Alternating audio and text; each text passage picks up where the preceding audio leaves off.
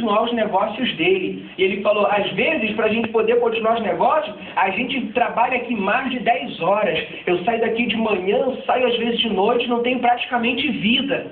Porque eu me preocupo em continuar os negócios do meu pai. Olha que coisa interessante. O filho mesmo, verdadeiro, ele se preocupa com os negócios do seu pai. Às vezes não tinha tempo nem de ficar com a família. Ele falou que às vezes ele não tinha tempo nem de ficar com a família. Para continuar, ele se preocupava em continuar aquilo que o pai dele começou, o patrimônio, os negócios.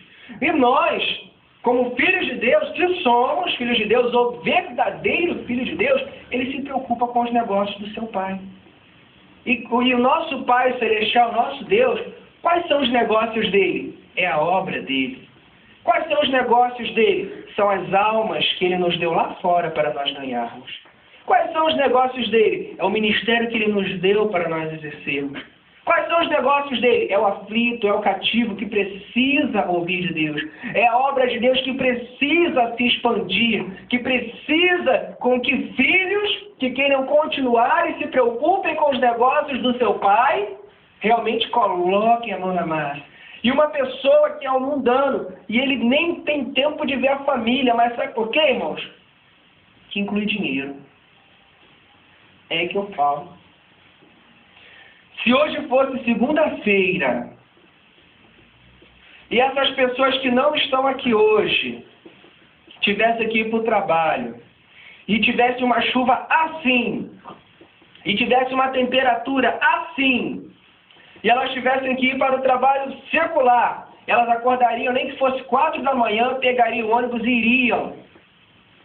Mas quando chega no domingo, nas mesmas condições, eu vou ficar em casa.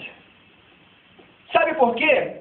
Porque o trabalho secular inclui dinheiro. Inclui valores, bens materiais. Mas mal sabem elas que o que elas estão deixando de buscar hoje é muito mais precioso do que o dinheiro que elas vão ganhar na segunda-feira. Que o que elas estão perdendo hoje é uma perda muito maior do que elas perderiam se de repente elas faltassem o trabalho na segunda-feira. Ninguém falta trabalho por estar chovendo e estar frio. Mas para vir para a casa de Deus, não tem conversa, né? Ah, porque o meu filho, ah, porque minha sogra, ah, porque meu papagaio, ah, porque meu tetraneto, né? E aí, você vê que não são filhos, ou que não se preocupam com os negócios do seu pai. A criatura, ela não se responsabiliza pelos atos do seu Criador. A criatura, ela nem conhece, ela nem sabe o que o seu Criador faz, porque ela não se interessa, ela não quer saber, ela foi criada e pronto.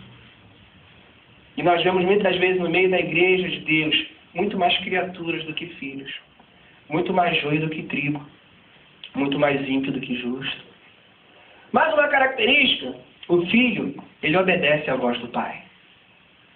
O filho, ele obedece. Quando o pai chama, ele obedece, ele ouve. O filho obediente, verdadeiro filho. Também tem um monte de filhos desobedientes, né? Quando o pai ou a mãe falam, não quer nem ouvir. Mas a palavra de Deus, ela é muito clara quanto a isso. O filho verdadeiro, quando ele ouve a voz do seu pai, ele obedece. Agora, o que a gente mais vê dentro também das igrejas, da casa de Deus, são filhos, são pessoas que ouvem e a palavra de Deus entra por aqui e sai por ali. Não dá a mínima. Ouve, está ouvindo e não está nem aí.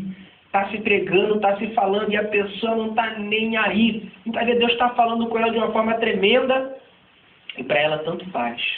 Sabe por quê? Porque não é filho. A criatura, muitas vezes, ela nem consegue entender o idioma do seu Criador. Ela nem consegue entender o que o seu Criador fala, porque ela não procura sintonia com ele.